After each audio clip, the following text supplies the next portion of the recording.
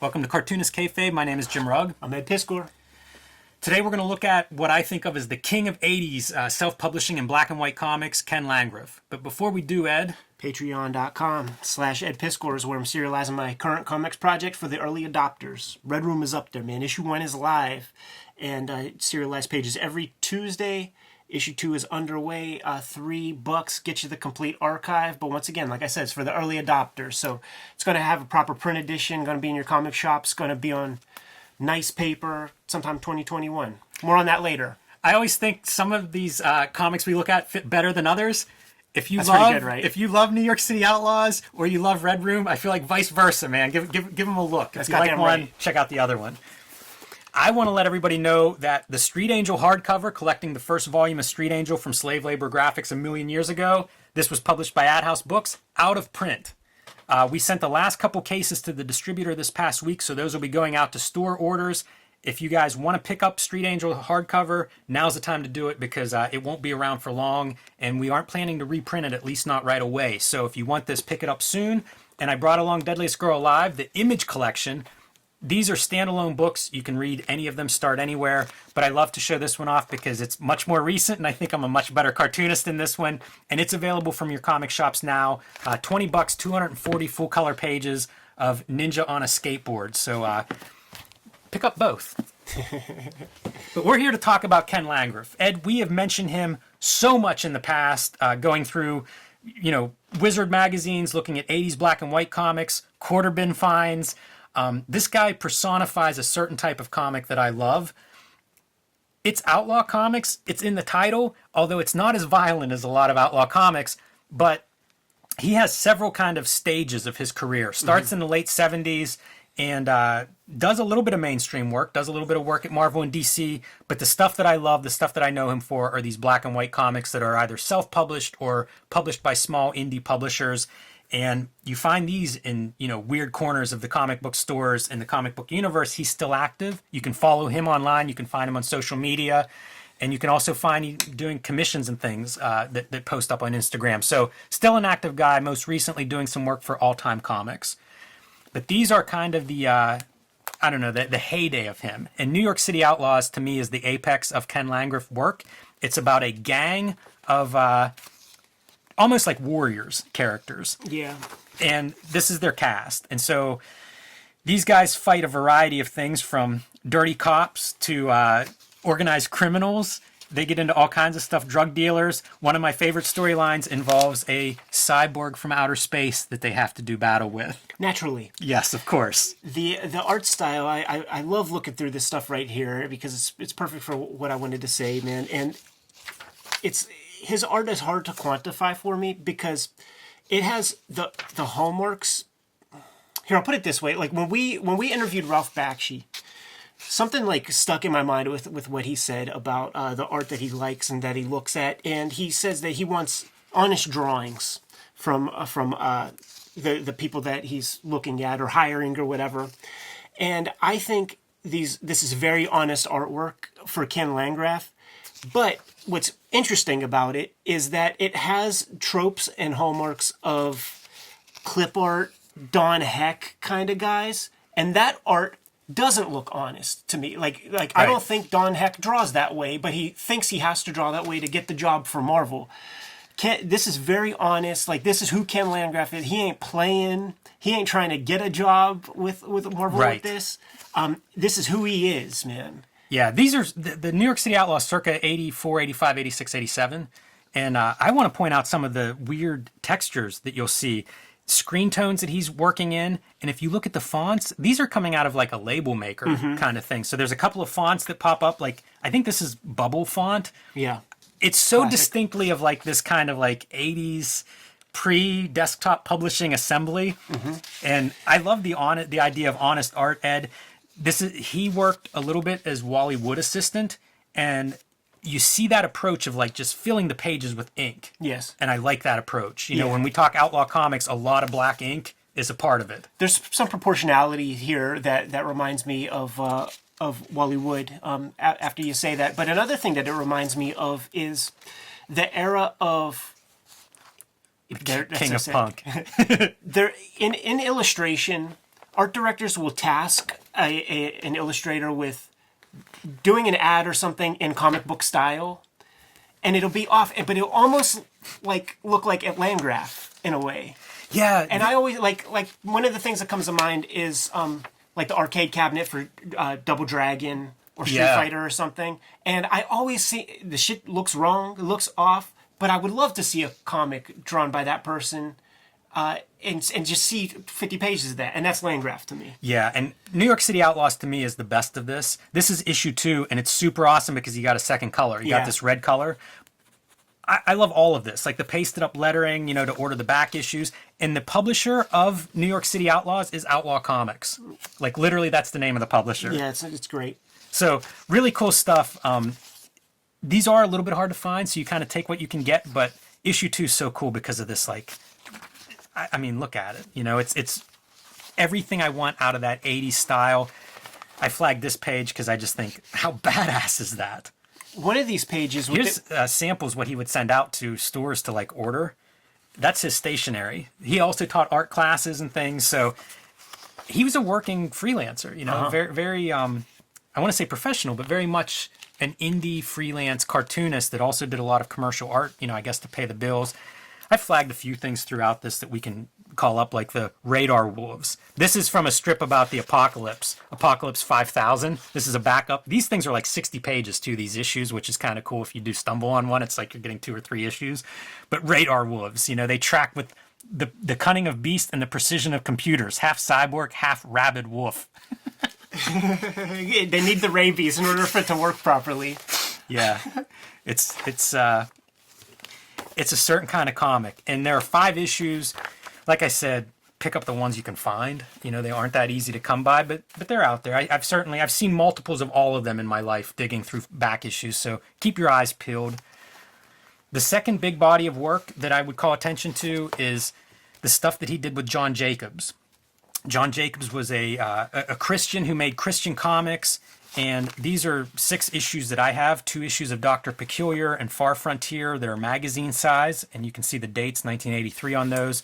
Power Stars is the same publisher, same writing partner guy, and Landgraf would do the finishes on this.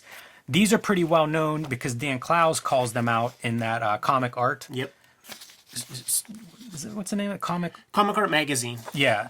Whenever you look inside of the the tour of his studio, that's where you see it. This first issue is actually reviewed in an issue of Comics Journal, and these are peculiar comics, man. He was a big Landgraf proponent. If you type Clowes' name in, and there was like a '90s documentary done on him, like a half-hour Dan Clowes documentary, and he goes through this issue of Dr. Peculiar. Oh wow! And shows the one page with the rocket, pointing towards the woman's spread legs.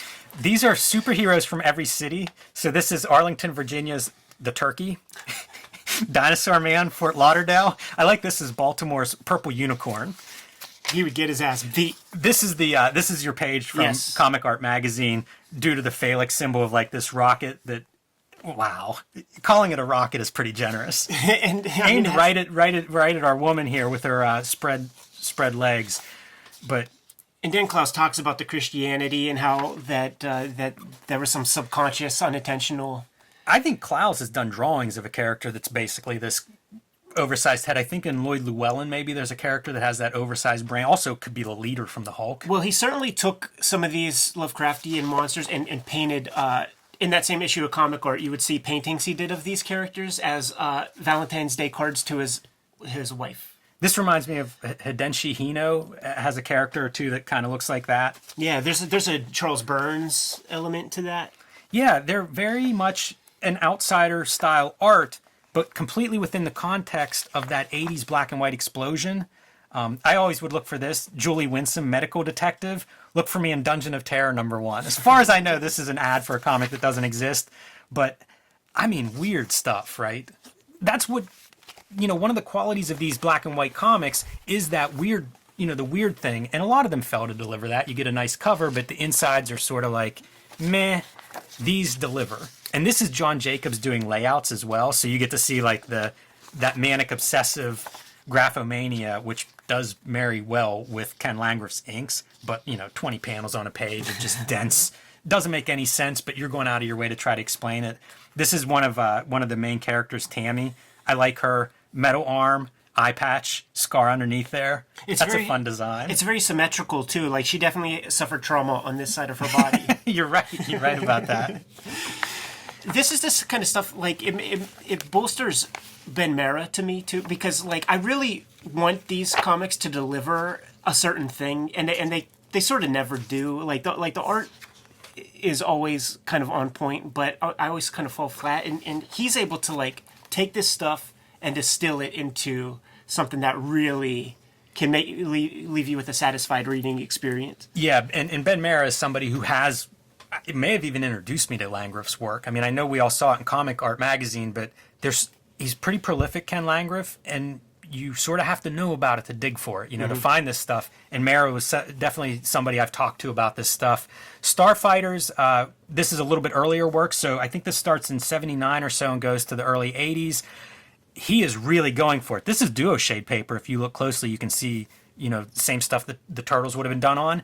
And I was thinking of this stuff in terms of Love and Rockets. This predates Love and Rockets, but it's that magazine-size format. That's that Jack Katz probably made this famous. Yeah, First Kingdom. But also the Turtles originals were the bigger size, So in a weird way, it's, the Turtles follow this route as well.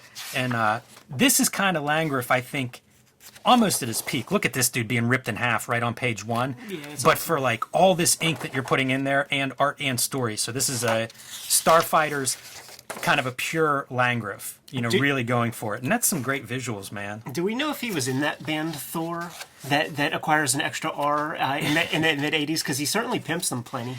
He did a comic for them called Thor. So he does a lot of work for hire. I mentioned freelancer and illustrator. Yeah, but if this is the 70s and those other books are mid-80s, like, he's doing 10 years of work with those guys. Well, I mean, I say 70s, but it's like 79. Most of these are in the 80s.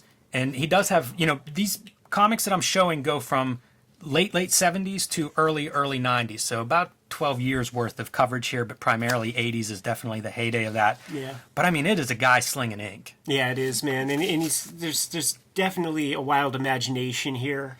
I think at this time he was connected to Continuity Studios a little bit. Wow. Because Armando Gil inks several of these. It's New York. It's this New York crowd. Like the way that Klaus even found this dude was Klaus was a fucking Pratt art student, and they happened upon this guy's some of this goofball shit probably. Yeah, I've heard of people that actually found New York City Outlaws on spinner racks in New York. So yes. I don't know if this is Neil Adams, but Neil Adams did the cover of issue 1. This reminds me of Neil Adams, so, thinking of continuity, and it could be just because of the coloring. So it's possible that that's, having access to continuity or friends that work there, maybe that's how he got this coloring job, so it reminds me of that continuity style. But right. Starfighter is another series. This is in line with, like, the Thor magazines, where it's just work for hire for people who want to make these comics. I like this character design with the spikes and the weird eye and teeth. Not particularly great or memorable, but ink slinger for hire, so like people would have these ideas, and he does several of these things. The Thor comic I don't have a copy of, but I've seen it. Same, right in line with that. It's a rock band that has some ideas for a comic, happens to know Landgraf, and that's your missing part. Like, he can do whatever step you need done all the way to the publication part. Ken Landgraf could be your guy. He knows how to do that stuff, and so he has a lot of these things on his resume of work for hire, but it also is distinctly Ken Landgraf. And then, like, the final stuff that I brought is really the work for hire, jobbing it out. Yeah, man. Illustrator kind of work. So this is for, I believe, a bike shop. And it's kind of cool. It reminds me a little bit of Ogden Whitney, some of the lettering and stuff. But you get the profile. There's a photo of our man. It's a good sweater. Ken Landgraf. This is 1990. So. I think I detect occult imagery in that sweater somewhere. I think I see a symbol or two that frightens me. Yeah, it's certainly open to interpretation. Oh shit! Is this, dude? I think this is like that Artograph fucking tracer thing. Oh, it probably is. Thing. I mean, that's a pretty standard piece of equipment in the 80s. That's so sick, man. Because like you would always hear Wally Wood talk about that, and to see it like up there on the desk like that, that's kind of dope. And these are his, his DC Marvel credits are Hawkman and Nightwing and Flamebird, and then a Wolverine story that was in the Hulk Treasury, and it's been reprinted in like Hulk versus Wolverine #1. Yeah, so you can find that stuff. But this is a biker, this is about biking.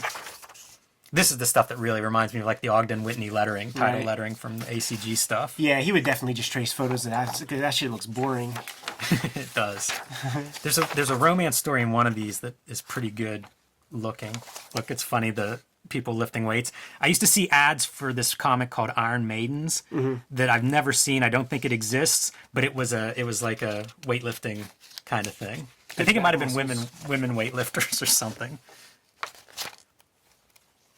So, paying the bills with those, but he also did a ton of work at the same time period, early 90s, with revolutionary comics. Did a lot of the rock and roll comics, like the Guns N' Roses. He did I think he might have done a whole series on Pink Floyd, multiple issues. But these are kind of cool. Magic Johnson, this is after he came out with HIV positive. So this is a biography of Magic Johnson's basketball career up to this point, like 92, 93, somewhere around there. Michael Jordan makes an appearance, but these are tough, not necessarily the best comics, but Revolutionary Comics published a lot of stuff, so got to pay your artist somewhere. Andy Kuhn's another name that I see float through the Revolutionary Comics credits, and then David Lynch. And this is right around the time of Twin Peaks. I look at that, I'm like, well, which one's is David Lynch? Any of these people?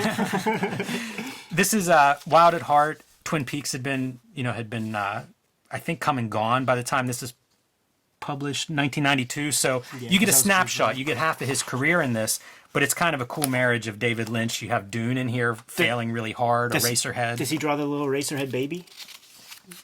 I don't know if we see the baby. I'd like to see what that looks like. Yeah, I don't see the Eraserhead baby. I don't think he does. It's missed opportunity, Ken. It is, but you work with the script you're given. That's true.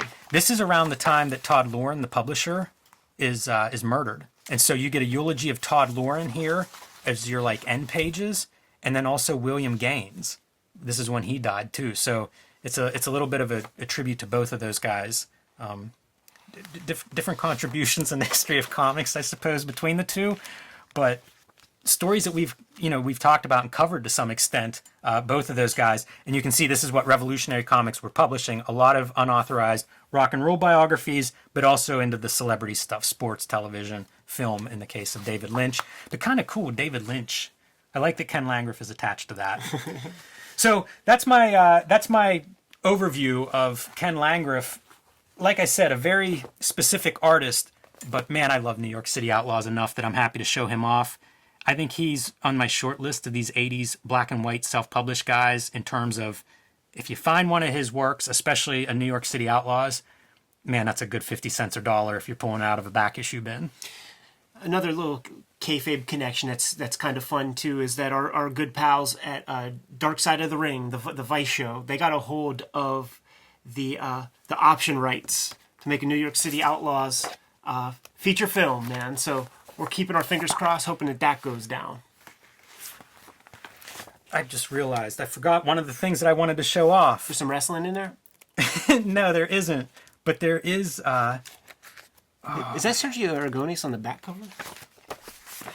It might... No, I don't think so. No, some wannabe. Yeah, here we go. So it's not just Tammy that I wanted to show off when I flagged this. It's also Wolf Angel.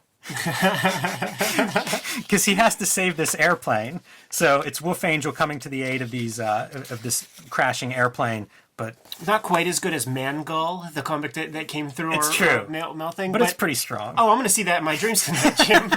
Don't you worry about that. I'm very much traumatized. Should we get out of here? Yeah, man. Kayfabers, like, follow, subscribe to the YouTube channel. Hit the bell. We'll notify you when the next vids are available. Street Angel in stores now, out of print. That first hardcover edition, so get your hands on that quick. Patreon.com/Ed Piskor is where I'm serializing my current comics project, Red Room. Issue 1 is up there right now. Issue 2 comes out, is serialized every Tuesday. $3 get you that archive. You can subscribe to the Cartoonist Kayfabe newsletter at the links below this video to keep up with everything we're doing.